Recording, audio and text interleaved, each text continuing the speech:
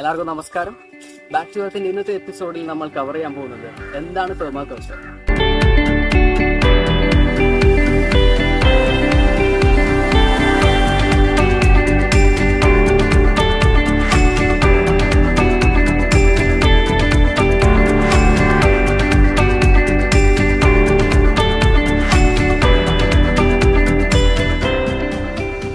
നമ്മളെല്ലാവരും ഒരുപാട് പലയിടങ്ങളിൽ കേൾക്കുന്നുണ്ട് പെർമാകൾച്ചർ പ്രിൻസിപ്പിൾസ്, പെർമാകൾച്ചർ ഡിസൈൻ. അപ്പോൾ നമ്മൾ തന്നെ ഒരുപാട് വീഡിയോസ് ചെയ്യുന്നുണ്ട് പെർമാകൾച്ചർ ഗാർഡൻ, നമ്മുടെ പെർമാകൾച്ചർ ഗാർഡനെ പറ്റി. അപ്പോൾ ഒരുപാട് പേർ ചോദിക്കുന്നുണ്ട്, അറിയാൻ ആഗ്രഹമുണ്ട് എന്താണ് പെർമാകൾച്ചർ എന്നത്.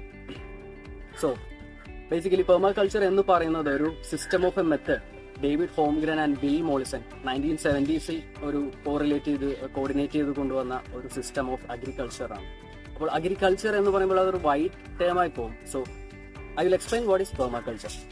Permaculture എന്നത് പെർമനന്റ് കൾച്ചറാണ്, അതായത് ഒരു പെർമനന്റ് അഗ്രികൾച്ചർ സിസ്റ്റം. മോറോവർ ഇപ്പോൾ പെർമനന്റ് അഗ്രികൾച്ചർ എന്നതിൽ ഒരു പെർമനന്റ് കൾച്ചർ എന്നതിലേക്കാണ് ഇപ്പോൾ പെർമാകൾച്ചർ മെത്തേഡ്സ് മാറിക്കൊണ്ടിരിക്കുന്നത്.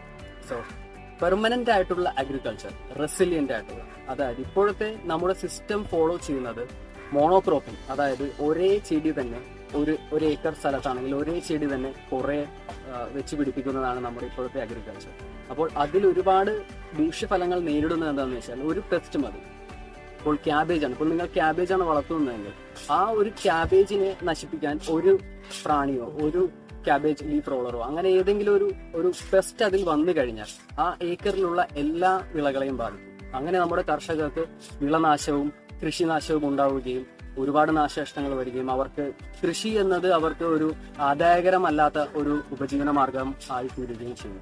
സോ അതിനെല്ലാം ഒരു സൊല്യൂഷൻ, അതിനെല്ലാം ഒരു ഫുൾ സൊല്യൂഷൻ എന്നതിലേക്കാണ് പെർമാകൾച്ചർ അഥവാ പെർമാകൾച്ചർ മെത്തേഡ്സ് നമുക്ക് ഇംപ്ലൈ ചെയ്യുന്നത്. അപ്പോൾ പെർമാകൾച്ചറിൽ 3 പ്രിൻസിപ്പിൾസ് ഉണ്ട്. ആ 3 പ്രിൻസിപ്പിൾസിലേക്ക് പോകുന്നതിന് മുമ്പേ എന്നെ പറ്റി ഒരു 2 വാക്ക് പറയാം. കാരണം ഞങ്ങൾ ഇതിലേക്ക് എങ്ങനെ എത്തി എന്നുള്ളതും നമ്മൾ ഈ ഗാർഡനിങ്ങിലേക്ക് എങ്ങനെ കടന്നു വന്നു എന്നുള്ളതും. സോ ചെറുപ്പത്തിലെ തന്നെ അച്ഛനും അമ്മയും എവിടെ പോയാലും ഒരു കൂട്ടം ചെടിയും കാടും പടലുമൊക്കെ തിരിച്ച് വീട്ടിലേക്ക് വരും. അപ്പോൾ അങ്ങനെ വരുമ്പോഴെല്ലാം ഞാൻ അവരെ കളിയാക്കുമായിരുന്നു, എന്തിനാണ് ഈ എവിടെ പോയാലും കുറെ ചെടിയും കാടും എല്ലാം തിരിച്ചു വരുന്നത്.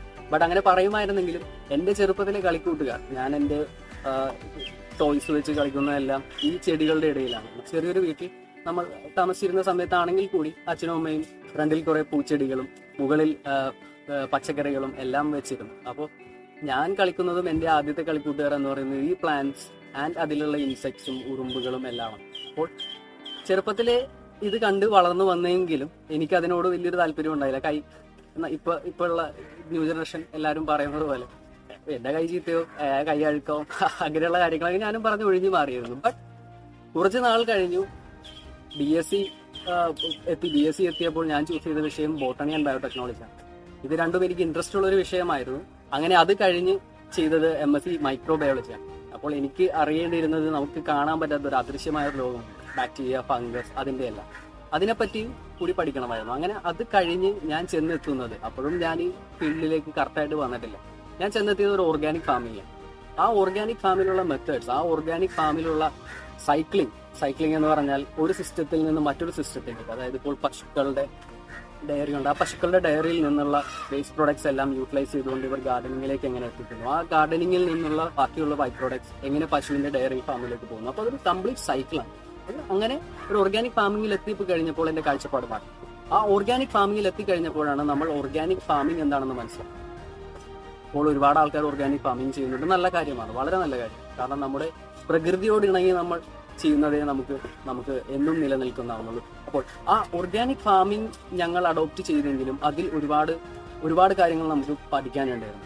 പിന്നീട് നമ്മൾ ചെന്നെത്തി നിൽക്കുന്നത് നാച്ചുറൽ ഫാമിംഗ്, ഗ്രേറ്റ് മസനോബു ഫുക്കോക്ക പറയുന്ന നാച്ചുറൽ ഫാമിംഗിലേക്ക്. സോ നമ്മുടെ ഇന്നത്തെ മാറുന്ന സാഹചര്യങ്ങൾക്കനുസരിച്ച് നമുക്ക് മാറുകയും വേണം, അഥവാ നമുക്ക് പ്രകൃതിയോട് ഇണങ്ങി നമുക്കൊരു നാച്ചുറൽ ആയിട്ടുള്ള ഒരു സുസ്ഥിരമായ കൃഷി രീതി നമുക്ക് കൊണ്ടുവരികയാണ്. അങ്ങനെയാണ് നമ്മൾ നാച്ചുറൽ ഫാമിംഗിൽ നിന്ന് David Holmgren and Bill Mollison 1970s design ചെയ്ത പെർമാകൾച്ചർ മെത്തേഡ്സിലേക്ക് എത്തുന്നത്. പെർമാകൾച്ചർ മെത്തേഡ്സ് 3 പില്ലേഴ്സിലാണ് റിവോൾവ് ചെയ്യുന്നത്. ഒരു ട്രയാങ്കിളിന്റെ 3 പോയിന്റ്സ് ആയിരുന്നു കൺസിഡർ ചെയ്യാം. കാരണം ഈ ഒരു ഡയറക്ഷനിൽ നിന്ന് ചെന്നെത്തി നിൽക്കുന്ന ഇവിടെയും അടുത്ത ഡയറക്ഷനിൽ നിന്ന് ചെന്നെത്തി നിൽക്കുന്ന നെക്സ്റ്റ് പോയിന്റ് വീണ്ടും തിരിച്ചിങ്ങോട്ടാണ്. ഒരു സൈക്കിളായിട്ടോ ഒരു ട്രയാങ്കിളായിട്ടോ നമുക്ക് ഇതിനെ ഒബ്സർവ് ചെയ്യാം. അതായത് earth care, first pillar is earth care, നമ്മുടെ ഭൂമിയുടെ ക്ഷേമം. Second one is people care, നമ്മുടെ കൂടെ നിൽക്കുന്ന അല്ലെങ്കിൽ നമ്മുടെ സമൂഹത്തിന്റെ ക്ഷേമം, സാമൂഹ്യക്ഷേമം എന്ന് വേണേൽ പറയാം, നമ്മുടെ കൂടെ നിൽക്കുന്ന ആൾക്കാരുടെ ക്ഷേമം എന്ന് പറയാം. Third one is future care or fair share, നമ്മുടെ ഭാവി തലമുറയ്ക്കായിട്ടുള്ള, അതായത് നമ്മുടെ ഭാവിക്കുള്ള ക്ഷേമം എന്ന് വേണേൽ പറയാം. എല്ലാവർക്കും ഒരുപോലെ തന്നെ ബെനിഫിറ്റ് ആകുന്ന ഒരു സിസ്റ്റം, അതാണ് ആ ഫെയർ കെയർ എന്ന് പറയുന്നത്. അതായത് നിങ്ങൾ എന്തോരം ജോലി ചെയ്യുന്നു അതിനനുസരിച്ച് നിങ്ങൾക്ക് ഈൽഡ് കിട്ടും, ജോലി ചെയ്യാത്തവർക്ക് കുറച്ച് ചെയ്യും. അങ്ങനെ ഒരു ഫ്യൂച്ചർ കെയർ എന്ന് വേണമെങ്കിൽ കൂടി പറയാം. കൂടാതെ തന്നെ നമുക്ക് നമ്മുടെ ഭാവി, അതായത് ഇന്ന് ഞാൻ കൃഷി ചെയ്യുന്നു അല്ലെങ്കിൽ ഇന്ന് ഞാൻ ഒരു ചെടി നടുന്നെങ്കിൽ അത് ഭാവിയിൽ എനിക്ക് എങ്ങനെ മുന്നോട്ട് കൊണ്ടുപോകാം, അതാണ് ഈ 3 പില്ലേഴ്സ് എന്ന് പറയുന്നത്. അപ്പോൾ വളരെ ഷോർട്ടായിട്ടാണ് ഞാനിവിടെ പറയാൻ ഉദ്ദേശിക്കുന്നത്. സോ ഇനി വരുന്ന വീഡിയോകളിൽ, ഇനി നമ്മുടെ ബാക്ക് ടു എർത്ത് ചാനലിലും നമ്മുടെ FB പേജായ പെർമാകൾച്ചർ കേരളയിലും നമ്മുടെ വെബ്സൈറ്റ് ആയുള്ള permaculturekerala.com എല്ലാത്തിൻ്റെയും ലിങ്ക്സ് നമ്മളിവിടെ താഴെ കൊടുത്തിട്ടുണ്ട്. So you can visit at any time. ഇതിലെല്ലാം നമ്മൾ വളരെ വിശദമായി ഇനിയും കൂടുതൽ വീഡിയോസും ഇനിയും കൂടുതൽ കണ്ടന്റ്, ഇനിയും കൂടുതൽ കാര്യങ്ങളെല്ലാം നമ്മൾ കൊണ്ടുവരുന്നതായിരിക്കും. ഈ കാര്യങ്ങളെല്ലാം തന്നെ നമ്മൾ ഇനി വരുന്ന വീഡിയോസിലും ഇനി വരുന്ന ഒരുപാട് കണ്ടന്റ്സിലും ബ്ലോഗിലും എല്ലാം നമ്മൾ ഡിസ്ക്രൈബ് ചെയ്യുന്നുണ്ട്. മേക്ക് ഷുവർ നിങ്ങൾ ആ സബ്സ്ക്രൈബ് ബട്ടൺ ഞെക്കുക, നിങ്ങൾ ആ ബെൽ ഐക്കൺ ഞെക്കുക. So any new video you will be updated. ഇനി എല്ലാ വീഡിയോസും നിങ്ങൾക്ക് ഒരു അപ്ഡേറ്റ് വരുന്നതായിരിക്കും. സോ ഇത് നിങ്ങൾക്ക് ഉപകാരപ്രദമായിരിക്കും. കാരണം ഇപ്പോൾ ഞാൻ ഫോക്കസ് ചെയ്യുന്നത് ഒരു പെർമകൾച്ചർ എന്ന് പറയുന്നത് നമ്മുടെ ഒരു ചെറിയൊരു സ്ഥലമാണ്. നമ്മളൊരു 12 സെന്റുള്ള ഒരു സ്ഥലത്താണ് നമ്മുടെ ഈ ഗാർഡൻ നിൽക്കുന്നത്. അപ്പോൾ ആ ഗാർഡനിൽ നിന്ന് നമുക്ക് അപ്സ്കെയിൽ ചെയ്യാൻ പറ്റും, വലുതായിട്ടുള്ള ഒരു സമ്പ്രദായത്തിലേക്കും കൊണ്ടുവരാൻ പറ്റും, ചെറുതായിട്ടുള്ള ഒരു സിസ്റ്റത്തിലേക്കും കൊണ്ടുവരാൻ. അപ്പോൾ ചെറിയ സിസ്റ്റം എന്ന് പറയുന്നത് ബാൽക്കണി ഗാർഡനിങ് ആവാം, ടെറസ് ഗാർഡനിങ് ആവാം, നമ്മുടെ വിൻഡോ സില്ലിൽ നമ്മുടെ ജനാലയുടെ അരികിൽ 3-4 ചെടികൾ വയ്ക്കുന്നതുമാണ്. ബട്ട് ഇതിലെ മെയിൻ ഫോക്കസ് എന്താണെന്ന് വെച്ചാൽ earth care, people care, fair share. Earth care എന്നുകൊണ്ട് ഉദ്ദേശിക്കുന്നത് നമ്മൾ ചെയ്യുന്ന എന്ത് മെത്തേഡ് ആണെങ്കിലും, നമ്മൾ ഒരു ചെടി നടുകയാണെങ്കിൽ, നമ്മൾ ആ ചെടിക്കുള്ള വളം എടുക്കുകയാണെങ്കിൽ അത് നമ്മുടെ ഭൂമിയിൽ നിന്ന്, അതായത് നമ്മുടെ ഭൂമിക്ക് ബെനിഫിറ്റ് ഉള്ളതായിരിക്കണം. ഭൂമിക്ക് ബെനിഫിറ്റ് ഉള്ളതായിരിക്കണം എന്ന് പറഞ്ഞാൽ ഒരു എക്സാമ്പിൾ പറയാം. നമ്മുടെ ഗാർഡനിൽ നമ്മൾ അഡോപ്റ്റ് ചെയ്യുന്ന ഒരു എക്സാമ്പിൾ പറയാം. നമ്മുടെ ചെടികൾക്ക് നമ്മൾ ഇടുന്ന വളം എന്ന് പറയുന്നത് നമ്മുടെ മരങ്ങളുടെ കൊമ്പിറക്കിയ ആ ഇലകളും ആ ചെടിയുടെ കമ്പുകളും എല്ലാമാണ് നമ്മൾ കമ്പോസ്റ്റ് ആയിട്ട് ർമകൾച്ചർ ബെഡുകൾ ചെയ്യാൻ ഉദ്ദേശിക്കുന്നത്. അപ്പോൾ ർമകൾച്ചർ ബെഡ് എന്താണ്, അതിന് മേളൊരു ലിങ്ക് ഉണ്ട്, അതിൽ ക്ലിക്ക് ചെയ്താൽ നിങ്ങൾക്ക് കാണാൻ പറ്റും ർമകൾച്ചർ എന്താണ്. സോ നമ്മൾ പ്രകൃതിയെ നിരീക്ഷിച്ച് ഒരു വനത്തിൽ പ്രകൃതി ഒരു സന്തുലിതാവസ്ഥ നിലനിർത്തി പോകുന്നുണ്ട്. അത് നമ്മൾ ഇവിടെ ഇമിറ്റേറ്റ് ചെയ്യുകയാണ് ചെയ്യുന്നത്. അതിന്റെ ഒരു മിമിക്കിംഗ് എന്ന് വേണം നമുക്ക് പറയാം. പ്രകൃതിയിൽ എന്താണ് സംഭവിക്കുന്നത്, ആ സംഭവ വികാസങ്ങൾ നമ്മൾ ഒബ്സർവ് ചെയ്യുകയും എന്തുകൊണ്ട് എന്ന് ചോദിക്കുന്നതിൽ പകരം എന്താണ് അവിടെ സംഭവിക്കുന്നത് എന്നുള്ളത് ഒബ്സർവ് ചെയ്യുകയും ഇതിന്റെ ടൈം കൺസ്യൂമിംഗ് ആണ്. ബട്ട് ഒബ്സർവേഷനിൽ കൂടി ആ മാറ്റങ്ങൾ നമ്മുടെ സിസ്റ്റങ്ങളിൽ കൊണ്ടുവന്നു കഴിഞ്ഞാൽ നമ്മൾ പ്രകൃതിക്ക് സപ്പോർട്ട് ചെയ്യുന്ന രീതിയിലായിരിക്കും നമ്മുടെ അഗ്രികൾച്ചർ സിസ്റ്റം വർക്ക് ചെയ്യുന്നത്. സോ അതാണ് ഫസ്റ്റ് പോയിന്റ്. നമ്മുടെ ഭൂമിയുടെ അല്ലെങ്കിൽ ഒരു വനത്തിൽ ഉണ്ടാകുന്നു, ഒരു വനം എങ്ങനെയാണോ നിലനിർന്നു പോകുന്നത്, ഇപ്പോൾ ബിൽ മോളിസൺ പറഞ്ഞ ഒരു വനം എങ്ങനെയാണോ അത് നമ്മൾ ഒബ്സർവ് ചെയ്ത് കഴിഞ്ഞാൽ നമുക്ക് അതിൽ നിന്ന് ഒരുപാട് പഠിക്കും. എൻ്റെ കുറച്ചു കാലത്തെ ഒരു ഓർഗാനിക് ഫാമിൽ ഉണ്ടായിരുന്ന ആ ജീവിതത്തിൽ ഞാൻ ഏറ്റവും കൂടുതൽ ഒബ്സർവ് ചെയ്യുന്നത്, ഏറ്റവും കൂടുതൽ സമയം ചിലവഴിച്ചിരുന്നത് കാട്ടിലാണ്. അപ്പോൾ ആ കാട്ടിൽ ഉണ്ടാവുന്ന ആ ഒരു മരം വീഴുന്നതും ആ മരത്തിൽ നിന്നുണ്ടാവുന്ന പ്രകൃതിയിൽ ഉണ്ടാവുന്ന മാറ്റങ്ങളും അതിൽ ഇൻവോൾവ് ആയിരിക്കുന്ന ആ ഇൻസെക്റ്റുകളും ആ ഷഡ്പദങ്ങളും അതിൽ ഇൻവോൾവ് ആയിരിക്കുന്ന ഫംഗസും മഷ്റൂംസും എല്ലാം ഒരു വലിയൊരു സിസ്റ്റമാണ്. അപ്പോൾ ആ സിസ്റ്റം നമ്മൾ എങ്ങനെ നമ്മുടെ ഫാമിംഗ് സിസ്റ്റത്തിൽ ഇംപ്ലിമെന്റ് ചെയ്യാൻ പറ്റും. നമ്മുടെ ഇപ്പോഴത്തെ അഗ്രികൾച്ചർ സിസ്റ്റത്തിന്റെ ഏറ്റവും വലിയ പ്രശ്നം എന്താണെന്ന് വെച്ചാൽ 2 ഫാക്ടേഴ്സ്, ഏറ്റവും ഇമ്പോർട്ടന്റ് ആയിട്ടുള്ള ചെടികൾക്ക് വേണ്ടിയുള്ള 2 ഫാക്ടേഴ്സ് നമ്മൾ അവഗണിച്ച് കളയുക. ഒന്ന് മണ്ണ്, അടുത്തത് വെള്ളം. അപ്പോൾ മണ്ണിനെയാണ് നമ്മൾ ഫീഡ് ചെയ്യുന്നത്. പെർമകൾച്ചർ മെത്തേഡിൽ നമ്മൾ ഒരിക്കലും ചെടിക്കല്ല ഫീഡ് കൊടുക്കുന്നത്, നമ്മൾ മണ്ണിനെയാണ് ഫീഡ് ചെയ്യുന്നത്. എത്രയോ നമ്മുടെ മണ്ണിനെ നമുക്ക് ഫലഭൂയിഷ്ടമാക്കാൻ പറ്റും, അത്രയും നമ്മുടെ ചെടികൾ ശക്തരായി. നിങ്ങളുടെ വീട്ടിൽ പറമ്പിൽ പുല്ല് നിൽക്കുന്നുണ്ടെങ്കിൽ നിങ്ങൾക്ക് ആ പുല്ല് വെട്ടി നിങ്ങൾക്ക് വളമായിട്ട് ഉപയോഗിക്കാം. റൂട്ട് സ്റ്റൗട്ട് മെത്തേഡ് എന്നുള്ള ഒരു മെത്തേഡുണ്ട്. പുള്ളിക്കാരി ഉപയോഗിക്കുന്നത് വൈക്കോലാണ്. പുള്ളിക്കാരി ചെയ്യുന്നത് ഇത്രയേ ഉള്ളൂ. പുള്ളിക്കാരി വൈക്കോൽ നിരത്തുന്നു, ആ വൈക്കോൽ അവിടെ കിടന്ന് ഡീകമ്പോസ് ആകുമ്പോൾ അതിലേക്ക് ചെടി വെക്കും. അപ്പോൾ പെർമകൾച്ചർ എന്ന് പറയുന്നത് ഒരു 10 മിനിറ്റിലെ വീഡിയോയിൽ എനിക്ക് സംഗ്രഹിക്കാൻ പറ്റുമെന്ന് എനിക്കറിയില്ല, കാരണം ഞാൻ ചിലതെല്ലാം കൂടുതലായിട്ട് വരും. സോ നമ്മുടെ ഭൂമിയോട് ഇണങ്ങി, നമ്മുടെ പ്രകൃതിയോട് ഇണങ്ങി നമ്മുടെ കയ്യിൽ എന്തുണ്ട്, ഒരു കോമ്പൗണ്ടിന്റെ അകത്ത് നമുക്ക് എന്ത് യൂട്ടിലൈസ് ചെയ്യാൻ പറ്റും, അതെല്ലാം നമ്മൾ യൂട്ടിലൈസ് ചെയ്തുകൊണ്ട് ഒരു ഗാർഡനിങ് അല്ലെങ്കിൽ ഒരു ഫാമിംഗ് ചെയ്യുന്ന രീതിയാണ് നമ്മുടെ പെർമകൾച്ചറിലെ ഫസ്റ്റ് തിങ് ആയിട്ടുള്ള എർത്ത് കെയർ. അപ്പോൾ ഇത് ചെയ്യുന്നത് കൊണ്ട്, ഈ എർത്ത് കെയർ എന്ന് പറയുമ്പോൾ നമ്മൾ ഭൂമിക്ക് ദോഷമായിട്ടുള്ള കാര്യങ്ങളൊന്നും ചെയ്യരുത്. പ്രകൃതിക്ക് ദോഷമായിട്ടുള്ള കാര്യങ്ങൾ എന്ന് പറയുമ്പോൾ ഓർഗാനിക് മെത്തേഡ്സ് ആണെങ്കിൽ നമുക്ക് പ്ലാസ്റ്റിക് ഉപയോഗിക്കാൻ പാടില്ല. അപ്പോൾ നാച്ചുറൽ ഫാമിംഗ് മെത്തേഡ്സിലാണെങ്കിൽ നമുക്ക് പെസ്റ്റിസൈഡ്സ് ഉപയോഗിക്കാം. അപ്പോൾ അങ്ങനെയുള്ളതെല്ലാം പെർമാകൾച്ചറിൽ ഒരു പരിധിവരെ നമുക്ക് ഉപയോഗിക്കുന്നു. ഇപ്പോൾ ഒരു ബാൽക്കണി ഗാർഡൻ ഉള്ള ഒരാൾക്ക് പ്ലാസ്റ്റിക് ഉപയോഗിക്കാതെ നിവർത്തിയില്ല. നമ്മുടെ വെള്ളം പമ്പ് ചെയ്യുന്ന എല്ലാ പൈപ്പുകളും പ്ലാസ്റ്റിക്കാണ്. അപ്പോൾ 100% ഓർഗാനിക് എന്ന് പറയുന്നത് എത്തണമെങ്കിൽ നമുക്കിപ്പോൾ ഒരു കുളം ഉണ്ടാവണം. നമ്മൾ ആ കുളത്തിൽ നിന്നൊരു മൺചട്ടിയിലോ അങ്ങനെ എന്തെങ്കിലും നമ്മൾ വെള്ളം കോരി ഒഴിക്കുകയാണെങ്കിൽ ഈ പറഞ്ഞ പോലെ 100% ഓർഗാനിക് എന്ന് പറയുന്നത്. ബട്ട് പെർമകൾച്ചർ മെത്തേഡ്സിൽ ആ കുളത്തിൽ നിന്ന് വെള്ളം എടുത്ത് എന്റെ ചെടിക്ക് ജലസേചനം നടത്തി കഴിഞ്ഞാൽ കൂടുതൽ വരുന്ന വെള്ളം ഒഴുകി തിരിച്ച് ആ കുളത്തിലേക്ക് വരാനുള്ള ഒരു സംവിധാനം ഉണ്ടാകും. അപ്പോൾ മാത്രമേ അതൊരു പെർമകൾച്ചർ മെത്തേഡിലുള്ള ഫാമായിട്ട് നമുക്ക് കൺസിഡർ ചെയ്യാൻ പറ്റും. സോ പ്രകൃതി എന്നത് ഒരു അരുവിയാണെന്ന് കരുതുക. അപ്പോൾ ആ പ്രകൃതിക്കെതിരെ നമ്മുടെ മെത്തേഡ്, നമ്മുടെ എന്തും ആയിക്കോട്ടെ, നമ്മുടെ ജീവിത രീതിയോ നമ്മുടെ ഇന്ററാക്ഷൻസോ നമ്മുടെ ഗാർഡനിങ്ങോ നമ്മുടെ ഫാമിങ്ങോ എന്തും, നമ്മൾ ആ പ്രകൃതി എന്ന് പറയുന്ന അരുവിക്കെതിരെ നമുക്ക് നീന്താൻ പറ്റും. ഒരുപാട് നീന്താൻ പറ്റും. ഒരു ബോട്ടിൽ നമുക്ക് പോകാൻ പറ്റും. പക്ഷേ നമ്മൾ എത്രത്തോളം ഒഴുക്കിനെതിരെ നീന്തുന്നു, ആ ഒഴുക്കിനെതിരെ നീന്തുന്നതിൽ നമുക്ക് എനർജി ആവശ്യമാണ്. കുറെ കഴിയുമ്പോൾ നമുക്ക് എനർജി എക്സോസ്റ്റഡ് ആവും. അതായത് സ്വന്തമായിട്ട് എനർജി പ്രൊഡ്യൂസ് ചെയ്യാനുള്ള കഴിവില്ലാതെ വരുമ്പോൾ നമുക്ക് എനർജി എക്സോസ്റ്റഡ് ആവും.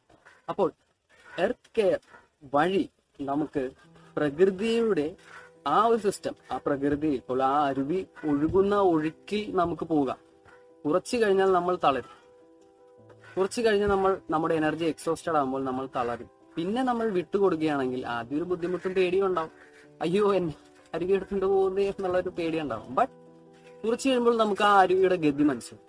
ആ അരുവി ഒഴുകുന്നതിന്റെ വേഗത മനസ്സിലാവും, അതിന്റെ ദിശ മനസ്സിലാവും, എല്ലാ കാര്യങ്ങളും നമുക്ക് പയ്യെ മനസ്സിലാവും. അപ്പോൾ ഫസ്റ്റ് പോയിന്റ് നമ്മുടെ പെർമകൾച്ചറിലെ 12 പ്രിൻസിപ്പിൾസിൽ ആദ്യത്തെ പ്രിൻസിപ്പിൾസ് ഒബ്സർവ് ആൻഡ് ഇന്ററാക്ട് എന്നുള്ളതാണ്. നമ്മൾ ഒബ്സർവ് ചെയ്യുകയും ആ ഒബ്സർവേഷൻ നമ്മുടെ സിസ്റ്റങ്ങളിൽ കൊണ്ടുവരികയും ചെയ്യുക. ആ എനർജി യൂട്ടിലൈസേഷൻ ആണ് ഇവിടെ ഏറ്റവും ഇമ്പോർട്ടന്റ് ആയിട്ടുള്ളത്. ആ എനർജി ഇപ്പോൾ ഒരു കോഴിക്കൂട്ടിൽ നിന്നുള്ള ആ വളം, അതൊരു എനർജിയാണ്. ആ എനർജി നമ്മൾ ചെടികൾക്ക് കൊടുക്കുന്നു. ചെടികളുടെ എനർജി നമ്മൾ എടുക്കുന്നു. ബാക്കി വരുന്നത് നമ്മൾ വീണ്ടും കോഴികളിലേക്ക് എത്തിക്കുന്നു, ഇല്ലെങ്കിൽ കമ്പോസ്റ്റ് ആയി. അങ്ങനെ ആ എനർജി ഒരിക്കലും തീരുന്നില്ല. എനർജി എപ്പോഴും കറങ്ങിക്കൊണ്ടിരിക്കുക. Energy can neither be created not be destroyed എന്ന് പറയുന്നതാണ്. ഈ ഒരു സിസ്റ്റത്തിൽ നമ്മൾ ഒരു എനർജിയിൽ നിന്ന് മറ്റൊരു എനർജിയിലേക്ക് നമ്മൾ കൺവേർട്ട് ചെയ്തുകൊണ്ടിരിക്കും. അങ്ങനെ നമ്മൾ കൺവേർട്ട് ചെയ്യുകയാണെങ്കിൽ നമുക്ക് എന്നും സുസ്ഥിരമായ ഒരു കൃഷി രീതികളിൽ തുടരാൻ പറ്റും. പിന്നെ next one is people care. People care എന്ന് പറഞ്ഞാൽ ഞാനിപ്പോൾ ഉപയോഗിക്കുന്ന ഒരു വളം എന്റെ വീടിന്റെ അടുത്തുള്ള ഒരു സൊസൈറ്റി ഉണ്ടാക്കുന്നതാണെങ്കിൽ ഞാൻ മൂലം ആ സൊസൈറ്റിയിലുള്ള ആൾക്കാർക്ക് ഒരു ഗുണം ഉണ്ടാവുന്നു. ഞങ്ങൾ മൂലം ഒരു സൊസൈറ്റിയിൽ ഒരാൾക്ക് ഗുണം ഉണ്ടാവുന്നു എന്ന് പറഞ്ഞാൽ അത് നമ്മുടെ ലോക്കലായിട്ടുള്ള ആൾക്കാരെ സപ്പോർട്ട് ചെയ്യുകയാണ് നമ്മൾ ചെയ്യുന്നത്. അപ്പോൾ തിങ്ക് ഗ്ലോബലി ആക്ട് ലോക്കലി എന്ന് പറയുന്നത് പോലെ നമ്മൾ വിചാരിക്കുന്നത് സൂപ്പർ മാർക്കറ്റിൽ ഷെൽഫിൽ നിരത്തി വയ്ക്കാനുള്ള ഒരു പച്ചക്കറി ആണെങ്കിൽ ഓഫ് കോഴ്സ് നിങ്ങൾക്ക് അഗ്രികൾച്ചർ യൂസ് ചെയ്യാം.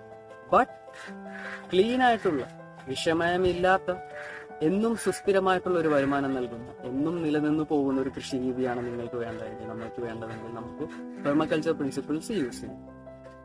പീപ്പിൾ കെയർ, ആൾക്കാർക്ക് ദോഷമില്ലാത്ത രീതിയിലുള്ള കാര്യങ്ങൾ വേണം നമ്മൾ ചെയ്യാൻ. ആൾക്കാർക്ക് ഗുണമുണ്ടാവുന്ന രീതിയിലാണെങ്കിൽ അത്രയും വേണം. ഒരു ഗ്രാമത്തിൽ ഒരു 100 വീടുണ്ടെങ്കിൽ ആ 100 വീട്ടിൽ ഒരു 10 വീട്ടിൽ കൃഷി ഉണ്ടെങ്കിൽ ആ 10 വീട്ടുകാർക്ക് തൊട്ടടുത്തുള്ള 10 വീട്ടുകാരെ സഹായിക്കാനുള്ള കഴിവ്.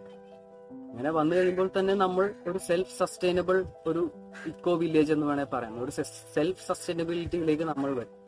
അപ്പോൾ ഗാന്ധിജി സ്വപ്നം കണ്ടിരുന്ന ഒരു സ്വരാജ് എന്ന് പറയുന്ന ആ ഒരു മൂവ്മെന്റ് പോലെ നമ്മുടെ വീടുകൾ നമുക്ക് സെൽഫ് സസ്റ്റൈനബിൾ ആയി കഴിഞ്ഞാൽ തന്നെ നമുക്ക് ഒരുപാട് സപ്പോർട്ട് ചെയ്യാൻ പറ്റും. നമുക്ക് നമ്മുടെ വീട്ടിലുണ്ടാവുന്ന കാര്യങ്ങൾ, നമ്മുടെ വീട്ടിലുണ്ടാകുന്ന ഫലങ്ങളും പച്ചക്കറികളും എല്ലാം നമുക്ക് അപ്പുറത്തെ വീട്ടുകാർക്ക് കൊടുക്കാൻ പറ്റും. അവരുടെ അടുത്തു നിന്നുള്ളത് ഇപ്പുറത്തേക്കും കൊണ്ടുവരാൻ പറ്റും. പഴയ ബാർട്ടർ സംവിധാനം പോലെ. അപ്പൊ അതെല്ലാം ഒരുപാട് നമ്മൾ ഇനി മുന്നേറാനിരിക്കുന്നു. പക്ഷെ ഇപ്പോഴും ചെറിയ ചെറിയ വില്ലേജുകൾ അതുപോലെ തുടങ്ങിക്കഴിഞ്ഞു. നിങ്ങളും സ്റ്റാർട്ട് ചെയ്തു. അതുകൊണ്ടാണല്ലോ ഇപ്പൊ നിങ്ങൾ ഈ വീഡിയോയിൽ എത്തിയിരിക്കുന്നത്. അപ്പോൾ അതിന് നിങ്ങൾക്ക് പ്രത്യേക ഒരു കൺഗ്രാറ്റുലേഷൻസ്. കാരണം നിങ്ങൾ ഭൂമിയെ സംരക്ഷിക്കാൻ തുടങ്ങി, ചുറ്റുമുള്ള ആൾക്കാരെ സംരക്ഷിക്കാൻ തുടങ്ങി. Next is fair share. Fair share എന്ന് പറഞ്ഞാൽ ഇപ്പോൾ നമുക്ക് നമ്മുടെ കൃഷി നടത്താൻ ഒരാൾ നമുക്ക് സ്ഥലം തന്നു. നമ്മൾ കിട്ടുന്ന ആ ഈൽഡ്, നമ്മൾ ആ സ്ഥലം തന്നിരിക്കുന്ന ഒരാൾക്ക് നമ്മൾ ഒരു ഷെയർ കൊടുക്കുന്നുണ്ട്. നമ്മുടെ കൂടെ വന്ന് വർക്ക് ചെയ്യുന്ന ആൾക്ക് നമ്മൾ ഷെയർ കൊടുക്കുന്നു.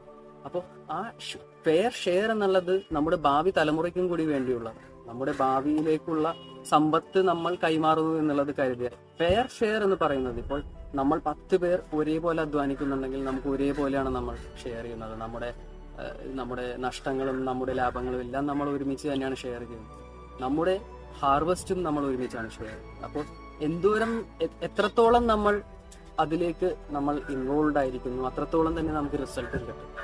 അപ്പോൾ അതാണ് ആ ഫെയർ ഷെയർ എന്നുകൊണ്ട് ഉദ്ദേശിക്കുന്നത്. അതിൽ ഫ്യൂച്ചർ കെയർ കൂടി വരുന്നുണ്ട്. ഫ്യൂച്ചർ കെയർ നമ്മുടെ സുസ്ഥിരമായ കൃഷി രീതികൾ വഴിയെ നമുക്ക് നമ്മുടെ ഭാവി തലമുറയെ നമുക്ക് മുന്നോട്ട് കൊണ്ടുപോകാനാണ്. കാരണം എന്നെങ്കിലും നമ്മുടെ ഈ പറയുന്ന വളങ്ങളും കെമിക്കൽ വളങ്ങളും കാര്യങ്ങളും ഒന്നും ഇല്ലാതിരിക്കുന്ന ഒരു സമയത്ത്, നമുക്ക് വിത്തുകളില്ലാതിരിക്കുന്ന ഒരു സമയത്ത്, നമ്മുടെ ഈ വാർഷിക വിളകൾ നമുക്ക് വാങ്ങിക്കാനും വിത്തുകൾ വാങ്ങിക്കാനും കിട്ടാതിരിക്കുന്ന സമയത്ത് എന്നും നമ്മുടെ നാടൻ പച്ചക്കറികളും നമ്മുടെ നാട്ടിൽ എന്നും നിലനിൽക്കുന്ന മരങ്ങളും ഫലവൃക്ഷാദികളും അതെല്ലാം നമുക്ക് മുന്നോട്ട് കൊണ്ടുപോയി ഉപയോഗപ്പെടുത്തുകയാണെങ്കിൽ നമ്മുടെ ഭാവി കുറച്ചും കൂടി ശോഭനം. നമ്മൾ ഒരിക്കലും തീർന്നു പോകാത്ത ഒരു സിസ്റ്റത്തിലേക്കായിരിക്കും. എനിക്ക് ഒരുപാട് പറയണമെന്നുണ്ട്. ഇത് പെട്ടെന്ന് പറഞ്ഞു തീർക്കാൻ പറ്റുന്ന ഒരു സംഭവമല്ല. ബട്ട് നിങ്ങൾ ഇതിന്റെ ഒരു സംഗ്രഹം എന്ന് പറഞ്ഞാൽ, നമ്മൾ ചെയ്യുന്ന കൃഷി രീതികൾ നമ്മുടെ ഭൂമിക്ക് ദോഷകരമാവരുത്, വിഷം കലർത്തുന്നവയാവരുത്, നമ്മുടെ ആൾക്കാർക്ക് മെച്ചപ്പെട്ട ജീവിത രീതികൾ പ്രദാനം ചെയ്യുന്നതാവണം, നമ്മുടെ ഭാവി തലമുറയ്ക്കായി നമുക്ക് മുന്നോട്ട് കൊണ്ടുപോകാൻ പറ്റുന്ന രീതികളായി. ഇപ്പോൾ നമ്മൾ ചെയ്യുന്ന കൃഷി രീതികൾ അഡോപ്റ്റ് ചെയ്ത് പോയി കഴിഞ്ഞാൽ നമ്മുടെ കൃഷിയിടങ്ങളെല്ലാം തരിശുഭൂമികളായി മാറും. കാരണം നമ്മുടെ മണ്ണിനെയോ നമ്മുടെ വെള്ളത്തിനെയോ പറ്റി നമുക്ക് അറിയാം. നമ്മുടേതായ വളങ്ങളും നമ്മുടേതായ പച്ചക്കറികളും നമ്മൾ ഉണ്ടാക്കാൻ തുടങ്ങുന്നു. നമ്മൾ പെർമകൾച്ചർ, നിങ്ങളൊരു പെർമകൾച്ചറിസ്റ്റ് ആണ് എന്ന് ഞാൻ പറയും. നിങ്ങൾക്കൊരു കോഴിയുണ്ട്, നിങ്ങൾ ആ കോഴി വളം ഉപയോഗിക്കുന്നു, നിങ്ങൾ ആ കോഴിയുടെ മുട്ട വീട്ടിൽ ഉപയോഗിക്കുന്നു, കുട്ടികൾക്ക് ബുൾസൈ ഉണ്ടാക്കി കൊടുക്കുന്നു, നിങ്ങളൊരു പെർമകൾച്ചറിസ്റ്റ് ആണ്. ഇതൊരു പുതിയൊരു സമ്പ്രദായമല്ല. നമ്മുടെ ഭാരതീയർ പണ്ടും ചെയ്തിരുന്നൊരു രീതിയാണ്. ഒരു കവുങ്ങുണ്ടെങ്കിൽ ആ കവുങ്ങിൽ കുരുമുളക് ഇടുകയും ആ കുരുമുളകിന് വളമായിട്ട് നമ്മുടെ വീട്ടിലെ കോഴിയുടെ വളമോ പശുവിന്റെ ചാണകമോ എല്ലാം ഉപയോഗിക്കുകയും ചെയ്തിരുന്നു. അപ്പോൾ നമ്മൾ ഭാരതീയർ ഇത് പണ്ട് ചെയ്തുകൊണ്ടിരുന്നു. പക്ഷേ ഗ്രീൻ റവല്യൂഷൻ അതുപോലെയുള്ള കാര്യങ്ങൾ, പുതിയ പുതിയ ടെക്നോളജീസ് വന്നതുകൊണ്ട് നമ്മൾ മനസ്സിലാക്കാതെ പോയി. ഞാൻ ഉള്ള ഒരുപാട് ഗ്രൂപ്പുകളിൽ കാണുന്നു ഇതെന്തുകൊണ്ടാണ്, അതെന്തുകൊണ്ടാണ്, അതെങ്ങനെയാണ്, ആരും ഒബ്സർവ് ചെയ്യുന്നില്ല. അപ്പോൾ നമ്മളെപ്പോൾ ഒബ്സർവ് ചെയ്യാൻ തുടങ്ങുന്നു, നമ്മൾ പെർമകൾച്ചറിലെ ആദ്യത്തെ സ്റ്റെപ്പിലേക്ക് നമ്മൾ. അപ്പോൾ നിങ്ങളെല്ലാവരും ഇന്നു മുതൽ ഒബ്സർവ് ചെയ്യുക. നിങ്ങളുടെ പക്കൽ എന്തുണ്ട്, നിങ്ങളുടെ പ്രശ്നങ്ങൾ എന്താണ്, നിങ്ങൾക്ക് പോരായ്മകൾ എന്തുണ്ട് എന്നുള്ളതെല്ലാം നോക്കുക. എന്നിട്ട് ആ പോരായ്മകൾ ഒരു ഭാഗത്ത് മാറ്റി വെക്കുക. നിങ്ങളുടെ കയ്യിൽ എന്താണ്, അതാണ് നമ്മുടെ ശക്തി. നമ്മുടെ കയ്യിൽ എന്തുണ്ട് അത് നമ്മുടെ യൂട്ടിലൈസ് ചെയ്യുക. Observe and interact. അങ്ങനെ നമുക്ക് പെർമകൾച്ചർ രീതികളിലേക്ക് ചുവടുവയ്ക്കാം. നമ്മുടെ മണ്ണിന്റെ ഫലഭൂയിഷ്ഠത കൂട്ടാം. ഓർഗാനിക് ആയിട്ടും നാച്ചുറൽ ആയിട്ടും വിഷമയമില്ലാത്തതുമായിട്ടുള്ള ജീവിത രീതികൾ നമുക്ക് അഡോപ്റ്റ് ചെയ്യാം. നിങ്ങൾ back to earth channel subscribe ചെയ്തിട്ടുള്ളതെങ്കിൽ സബ്സ്ക്രൈബ് ചെയ്യുക. എനിക്ക് തോന്നുന്നു ഞാൻ ക്യാമറയുടെ മുൻപിൽ വന്ന് പറയുന്നതിനേക്കാളും കുറച്ചും കൂടി നല്ലതൊരു എഴുതി തയ്യാറാക്കിയ ഒരു ഓഡിയോ ക്ലിപ്പ് വായിക്കുന്നത് എങ്ങനെയാണെന്ന് വെച്ചാൽ നിങ്ങൾക്ക് കമന്റ് ഇടാൻ താഴെ. എഴുതിയൊരു സ്ക്രിപ്റ്റ് ആണോ നിങ്ങൾക്ക് വേണ്ടത്? നിങ്ങൾക്ക് ഞങ്ങളുടെ ബ്ലോഗ് വിസിറ്റ് ചെയ്യാം, permaculturekerala.com വെബ്സൈറ്റ് വിസിറ്റ് ചെയ്യാം. അപ്പോൾ അതിലെല്ലാം കൂടുതൽ ഇൻഫർമേഷൻസ് ഉണ്ട്. നിങ്ങളുടെ സംശയങ്ങളും നിങ്ങളുടെ കാര്യങ്ങളെല്ലാം നമുക്ക് ചോദിക്കാം. നമ്മുടെ പെർമകൾച്ചർ FB പേജ് ഉണ്ട്, പെർമകൾച്ചർ കേരള @permaculture kerala. അതിലും നിങ്ങൾക്ക് ചോദിക്കാം. കൂടുതൽ കാര്യങ്ങൾ അറിയുവാനായി നിങ്ങൾക്ക് താഴെ കമന്റിൽ ഇടുക. നിങ്ങളുടെ സജഷൻസിനനുസരിച്ച് നമുക്ക് മുന്നോട്ട് പോകാം. അടുത്ത വീഡിയോസിൽ നമ്മൾ പറയാൻ പോകുന്നത് പെർമകൾച്ചറിന്റെ 12 പ്രിൻസിപ്പിൾസ് ആണ്. അപ്പോൾ ഇപ്പോൾ ഈ പറഞ്ഞതിനേക്കാളും കുറച്ചും കൂടി ഡെഫിനിറ്റീവ് ആയിട്ടുള്ള കാര്യങ്ങൾ നമുക്ക് അതിൽ പറയാനുണ്ട്. So hope you will like this video. Please stay tuned for more information. Nikhil Bose signing off. Thank you.